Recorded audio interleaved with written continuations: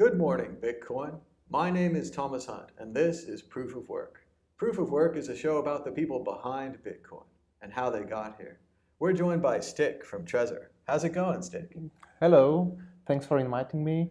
Well, it's perfect. I've spent 2.5 days at this conference, and it was just awesome. Nice. Lots of information and ideas floating around.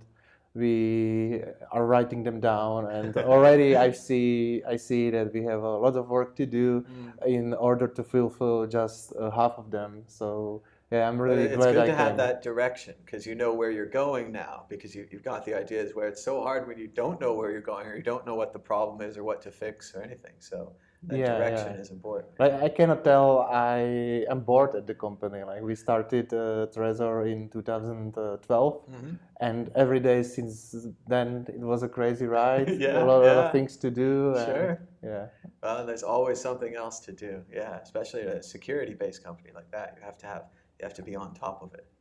Yeah. But not only that, we are a security company, of course, as well. But at the same time, we are a hardware manufacturing company. And for me, the Trezor was the first hardware project ever. Yeah. Originally, I was a software developer, and we discussed with Slash that it might be a good idea to create a separate hardware for storing private keys. And then we started to play with some ideas. I drew a PCB, an electronic board for Trezor, and it was my first electronic board ever, and now hundreds of thousands of people are using it all over the world. So we were saying it's like Dan's got his money there, I got my money on there. You know, we hope it works out. Yeah, the important thing. But yeah, that's really great that you guys made that, and that you also saw that there was a need for that because it was really early on. But we'd like to get started with everyone's favorite and most familiar question.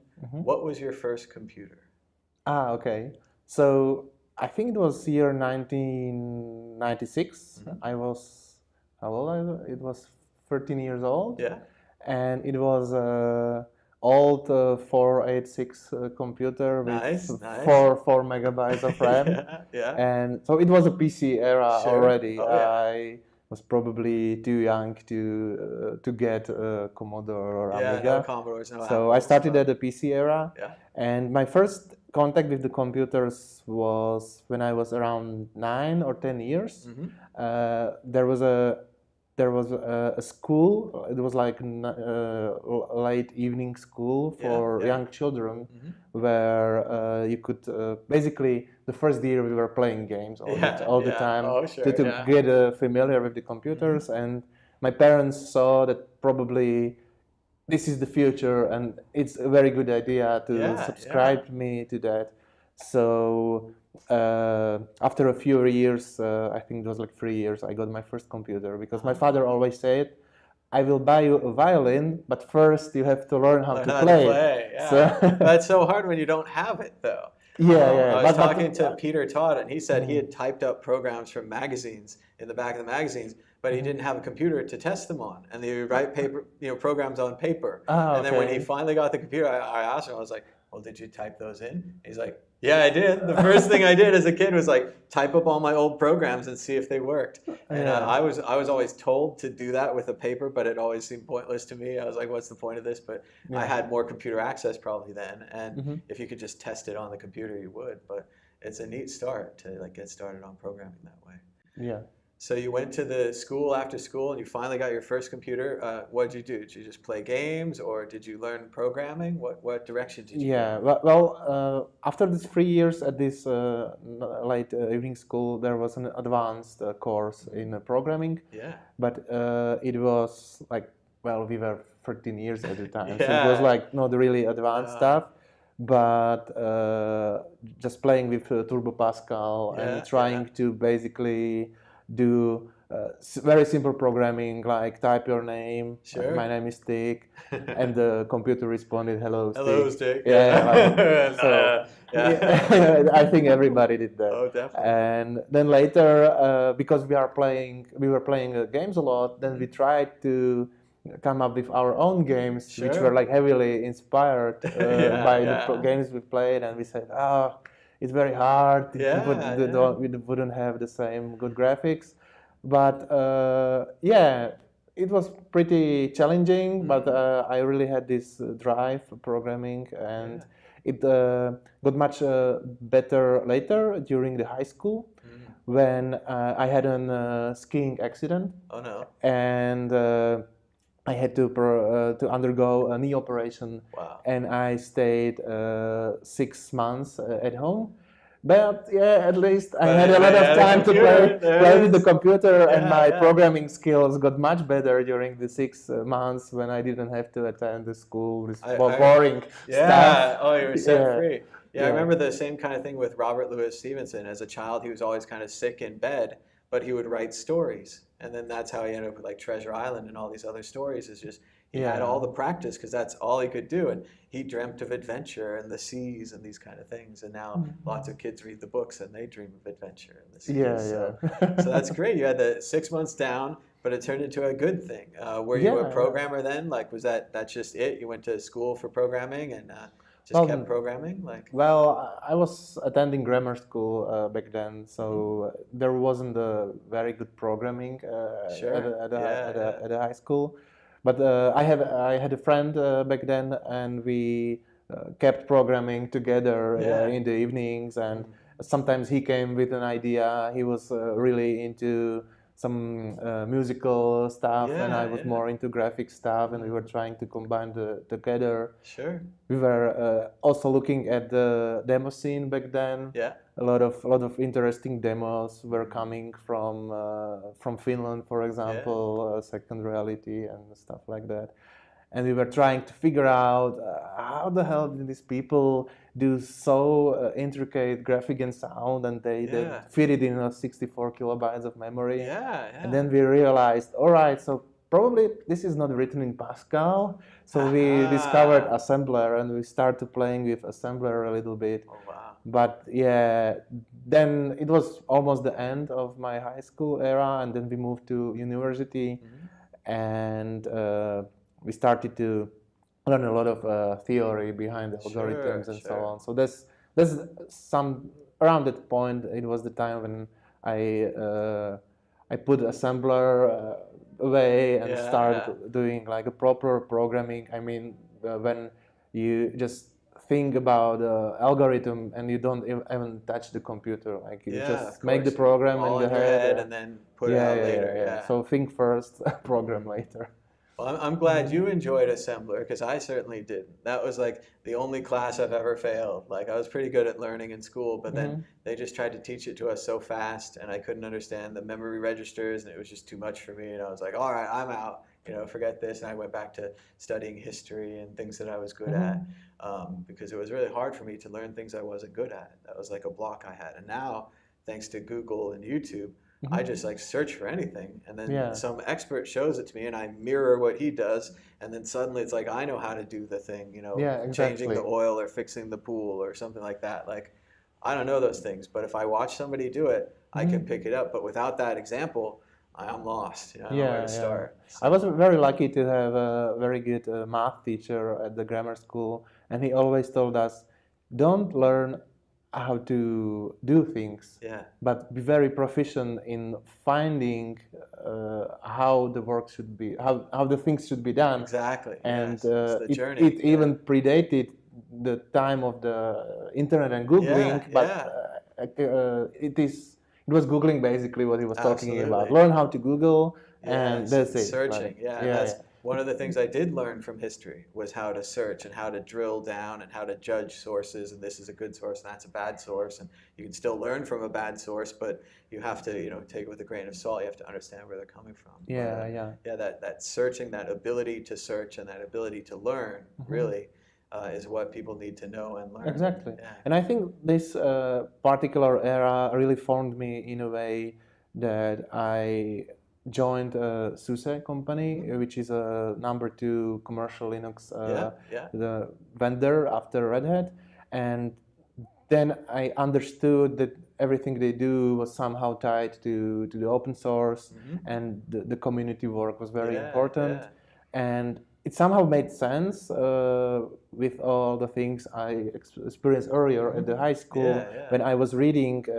Well, the best way to educate myself was to study somebody else's source code. And I was like, so that's how it's done. Or even later, it was like, I can do it so much better because there is a mistake in this bug, in this particular type of code. So since then, everything I do is open source, and that applies also for Trezor. And we went even another level, and the whole hardware design was open source because that's something I have never experienced before. At the SUSE, we were doing just the software. Of course, But then after leaving the company, I was part of the Brumlab hackerspace in the Czech Republic, in Prague. And there was a huge movement of 3D printing back then. Josef Prusha was also going to the same hackerspace at the time, and now he's the famous person in the 3D printing industry, basically. And then it occurred to me like, wow, so not only software can be open source, also hardware can be open source. That's great because the same things apply, like people can collaborate and see how the things are done. So I'm really lucky that when we discussed with Slash in the beginning, he had basically the same mindset, and we decided to make it open since the beginning. And especially for Bitcoin, well, don't trust, verify.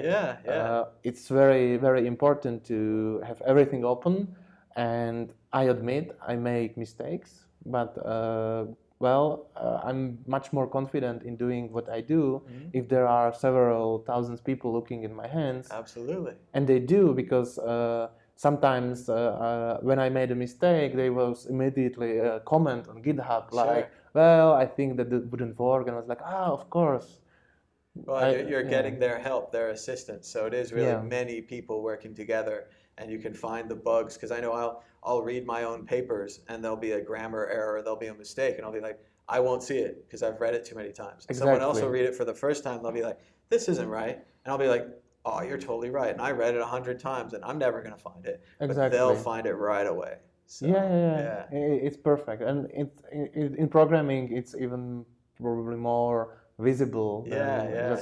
Proofreading. It's the same kind of thing. You have practiced at reading it, and it just jumps out at you. And it's like, that's not right. You know, and you wouldn't see it, or you've read it too many times, and then they'll see it right away, though. And the funny thing is, I have a little bit of OCD when writing my code. Like everything has to be properly aligned and stuff like this. But if there is a bug hidden in my code, I just have really big trouble finding it. But then like I said, the colleague says, there is a typo there. It's 14 instead of 17. I'm like, oh my God. Well, it's funny. I come from history, so I think that history is already kind of open source, because we'll footnote and we'll say, I got this idea from this book, and if you go back to that book, you can read what that guy was reading about and how he informed me, and that's our whole discussion in history. That's what we do.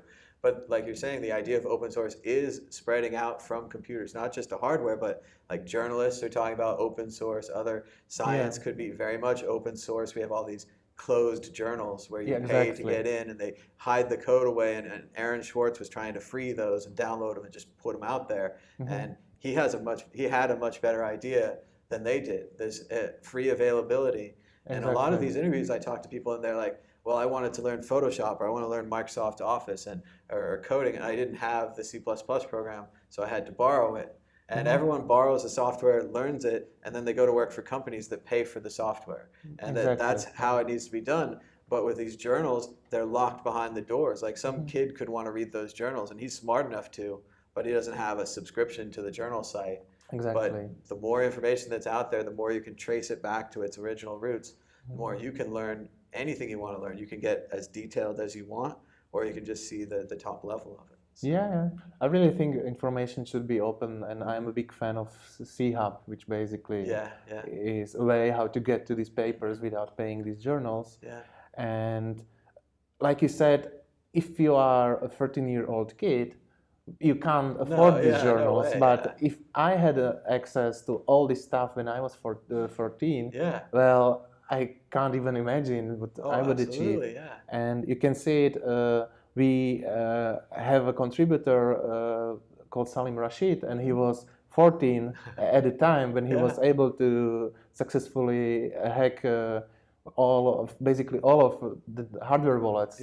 And he was just 14, and I was like, wow, great. Sure. And then I was like, well, maybe if I had the recent internet back then, I would be also a superhero like him. But good. Exactly. I see the same thing with the young YouTubers, and I'm like, if I had access to YouTube, I would have put my stuff up, and maybe it's not the best, but I would have gotten better and better and better. And then if I had a hit, there's people to watch it.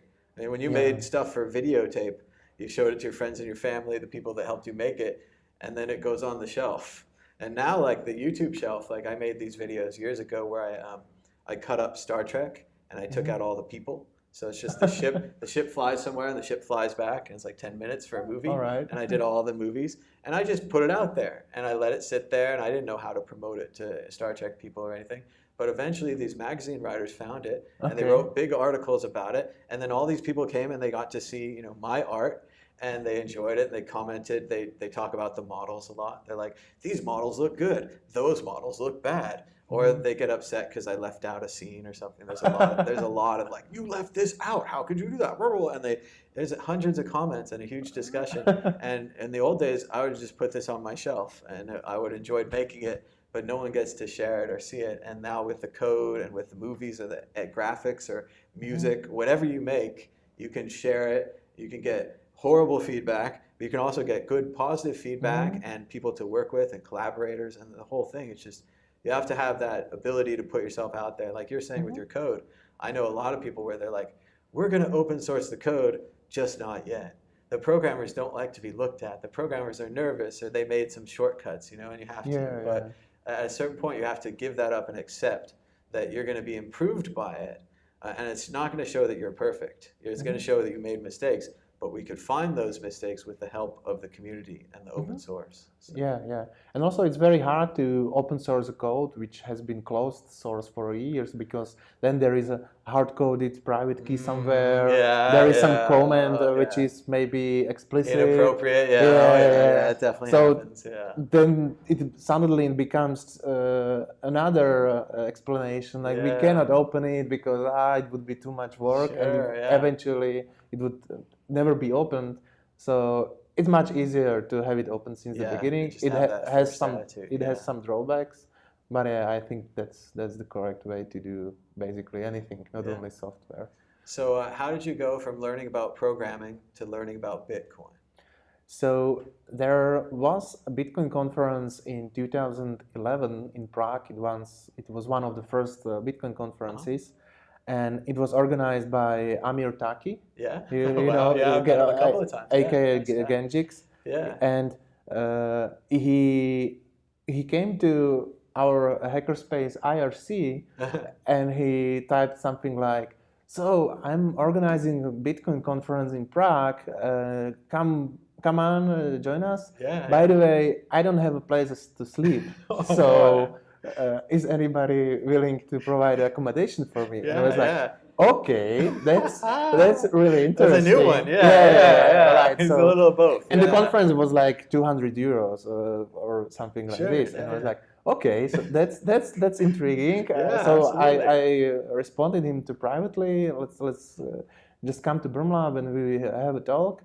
And he stayed at my place during the conference.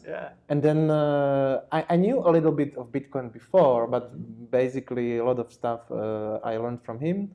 And also I learned about his motives back then, because he was like, okay, obviously we need money to pay for the presentation room and stuff like this.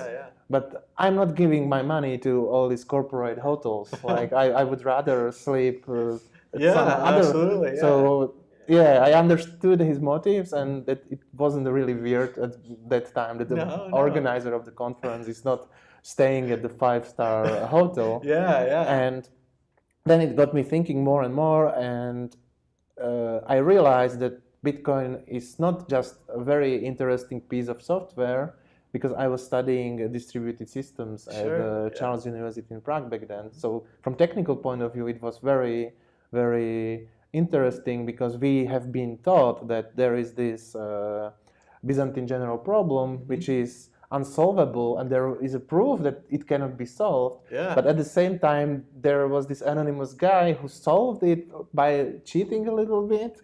So he solved the practical application of this problem. And it's like, wow, that's great. So it was very interesting from the technical point of view. But then I learned about other stuff and how it can impact the whole society.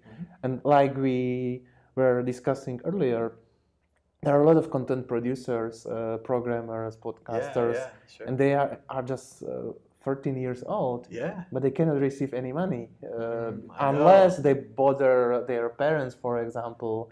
Maybe there is some struggle in the family, and the parents want the kid to do something else than programming. They're not so they blog him. And also Amir, I don't know where he comes from, maybe Iran. I think it's so, one of the sanctioned countries. So another use case is you were able to emigrate outside of the country, but your parents are stuck there, and still you want to support them somehow, but you can't. Basically, and also where you're born just affects your access to technology. Like I talked to Jan about when he got his first computer in the Czech Republic or in Prague, or different countries, Czechoslovakia, those things, all that. But it was totally different. And I knew right away, he was like, yeah, my dad brought home a ZX Spectrum in his suitcase from England on a business trip. And I was like, that's so different than the way I got my computer. My dad went to a store and bought it and brought it home.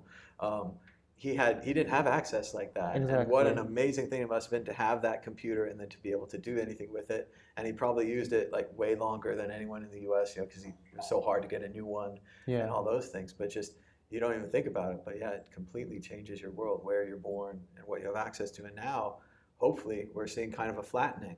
Like if you're a 14-year-old, maybe not Iran, but you're a 14-year-old in pretty much most of the countries, you can get access to the internet, you can get information, you can get some kind of a computer or a computer lab.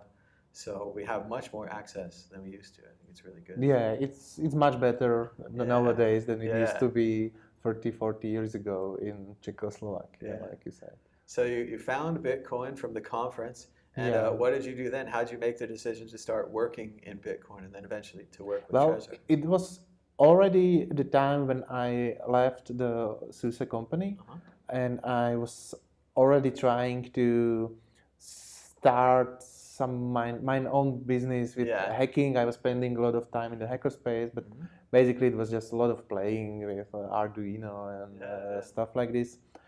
And then there was this conference, and we discussed with Slash. Then he has the problems, the private keys on the server. It would really be a good idea if the private keys were in separate hardware. And incidentally, there was this talk at this one conference in Prague, where a German professor, I think Clemens Kepp was his name. He presented a work of his students where they were trying to build a hardware wallet from Arduino. Nice. And I was telling Slash, this would never work because Arduino is just too slow to make a ECDCA signature. I performed some tests, and it's like taking 2 minutes to make a signature. So the hardware should be much more powerful. And there was another conference a year after in London, and before that conference we just agreed with Slash, if there will be no one else presenting hardware wallet at that conference, we are doing our own. So when he returned back, I said, well, we are making a hardware wallet. Wow, that's great. And it really is amazing when there is no one else doing it and you have to step in and like create the industry practically. And Slush was talking just a few minutes ago about the same thing with the mining pools. Exactly. Like he had a graphics card and he wasn't ready to just throw it out. He thought maybe there's another way, and they talked on Bitcoin Talk about the shares and the different things they could do. And then pretty soon he's running a mining pool, and then there's a dozen other mining pools, and then now there's hundreds or whatever. Everything just goes crazy up. So no, that's great. So you got the idea, and then you started the company and started making the Trezor? Yeah, we've been experimenting for almost a year before starting a company. We had various problems which were kind of expected because we never did hardware before. Sure. But there were some things even unimaginable. For example, we started to play with the development board from Texas Instruments, Yeah. and it was the perfect choice for us because the chip was powerful enough, and also it had nice SDK. It had an environment that was really it was a copy of Arduino basically. So it was very easy to powerful. It was very easy to program because everybody who worked with Arduino was able to use this fork of Arduino for this particular board. So we made a prototype, everything was working correctly, and then I was trying to reach Texas Instruments, and I was trying to figure out how much would thousands of these chips cost. Yeah. And they told us, well, actually, we are killing these chips because somehow the chips they put into development board were some pre-production runs. And during this pre-production, they found out it's probably, there was some maybe problem with the silicon or something like that. They have they have to throw away a lot of chips, so they completely killed the chip. Oh no. And I was asking, okay, so when there will be an alternative available? And they were like, well, maybe year or two, we don't know yet. Yeah. It's like, oh my God. So we were looking at the alternatives, and we find out there is another company, ST Micro, which basically does the same chips and even has better properties. For example, all the chips are pin compatible. So if you have a not so powerful chip, and then you decide to replace it with much more powerful chip, you can just replace it on the board. It was software still works. Software still works basically, and this wasn't the case for the other vendors' chips. We were saying, well, this seems like it's much better anyway. But we had to rewrite everything we had basically because it just wouldn't work when you just move the code from one chip to another. No, it wasn't that portable. So you rewrote it, and then you were ready to launch, or you started? Well, then we had basically electronics, and including the chip, the board was ready, displays were ready, and we made, I think, 2,000 of them. It was like a first batch, and then we tried to create a plastic mold, plastic casing around it, which involves making a plastic mold. So we contacted our friend from Slovakia, who was doing the metallic cases for the first edition of Trezor, and these were quite good. Whether he will be able to make this injection mold for plastic, and I was like, no problem. So he started doing it, and after 6 months, we were asking, well, where's the injection mold? And he was like, oh, so there were some problems, and we had an argument over this. So he spent, I think, 3 extra months working on that, and finally he delivered something.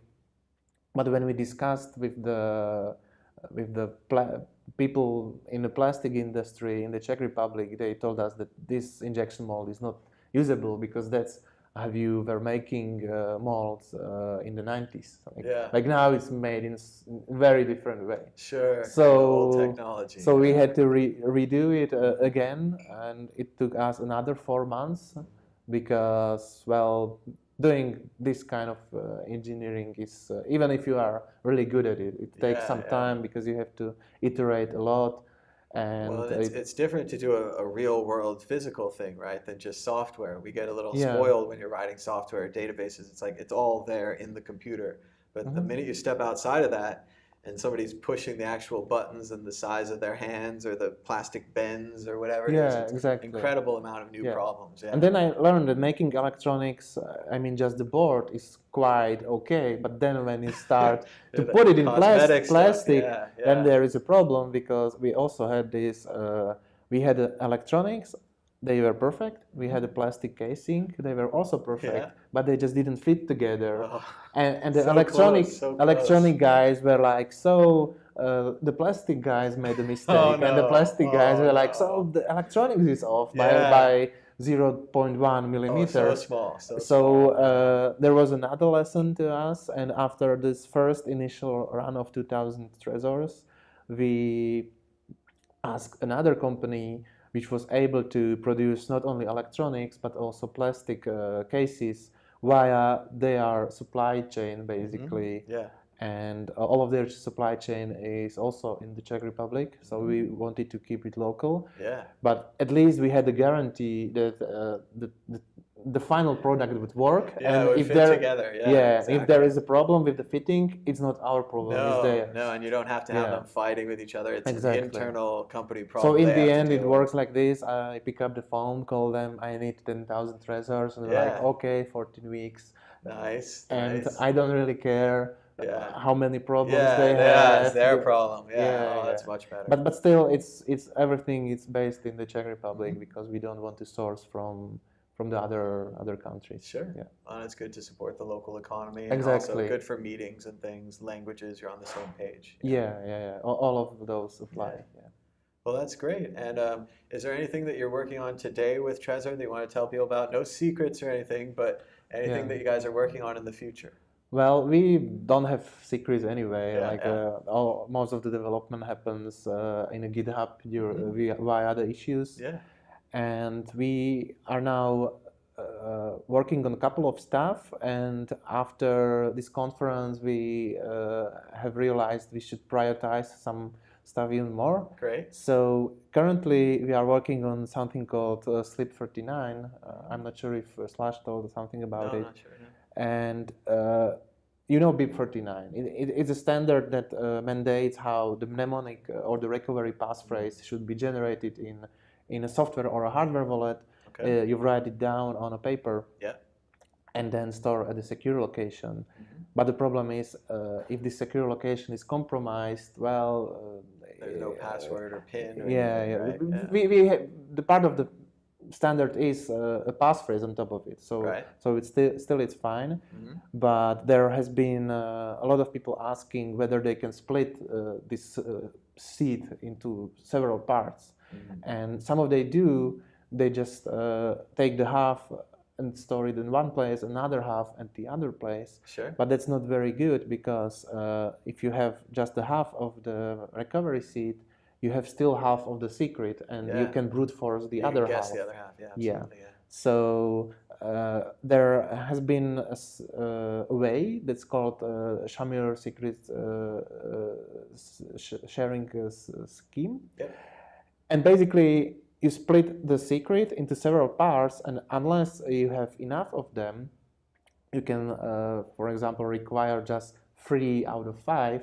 So unless you have at least 3 parts, you don't know nothing about the resulting secret. So we are working on a standard. It's called SKYPE 39. SL stands for Satoshi Labs Improvements Proposals.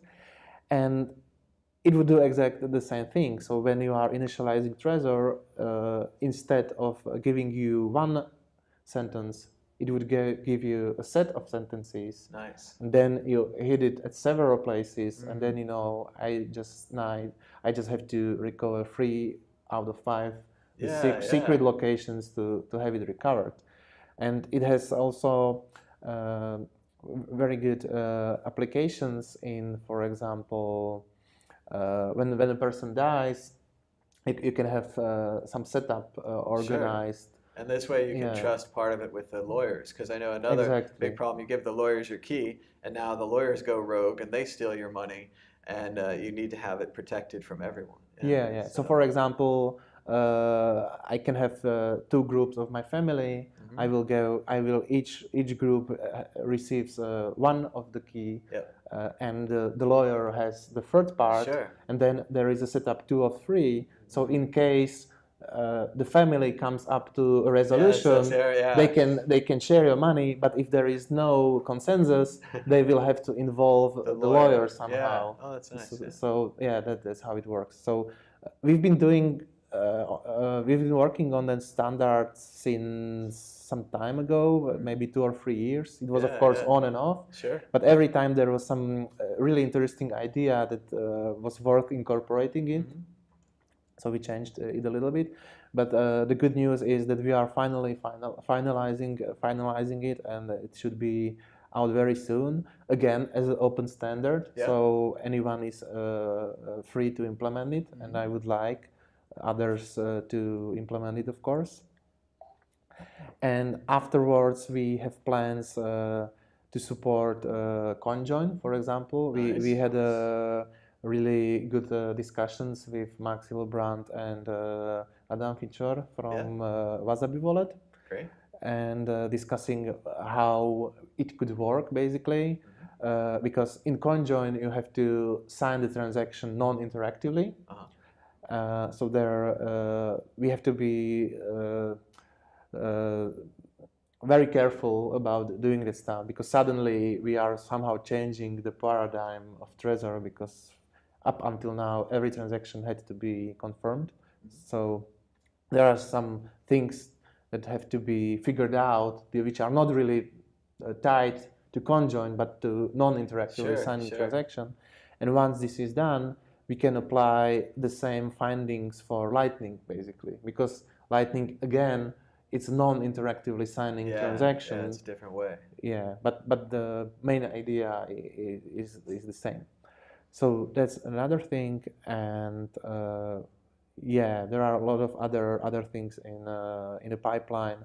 We want to support partially signed Bitcoin transaction, PSBT. The new Trezor Model T has a SD card on it, so you could use that in combination with PSBT to sign the transaction without Trezor ever touching any online environment. So you will have just a power bank, Trezor, and you will transfer. You put the card in, then you put the card in your computer, and then it never even touches. Yeah. That'd be great. Yeah, so it's like super paranoid setup. Sounds like our audience. They're ready for like that. If you don't even trust the USB cable. It's worse and worse. They're putting more and more little sneaky things into USB cables. So it's a definite problem to avoid.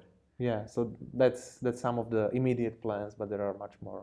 Great. Well, thank you so much, Dick, for the interview. And where can people learn more about your work? Do you have like a Twitter or anything like that you'd want them to contact you? Yeah. So, of course, if you want to learn about Trezor, it's trezor.io. But if you want to follow me personally, I have a blog at rusnak.io, which is my surname. And then there is my Twitter account at Pavol Rusnak, which is my name and surname. All right. Thank you so much. Thank you very much for inviting me.